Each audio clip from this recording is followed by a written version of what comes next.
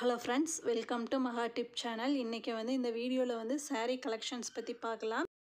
இந்த saree பார்த்தீங்கன்னா soft silk semi silk saree, ப்ளூவும் பிங்க் கலர் சேர்ந்தது.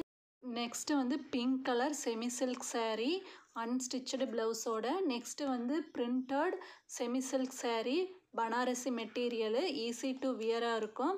Next green and red colour Banarasi silk saree, ஃபங்க்ஷனுக்கெல்லாம் ஈஸியாக வியர் பண்ணலாம். Next maroon colour saree, semi silk தான், வித் ப்ளவுஸோடு வருது.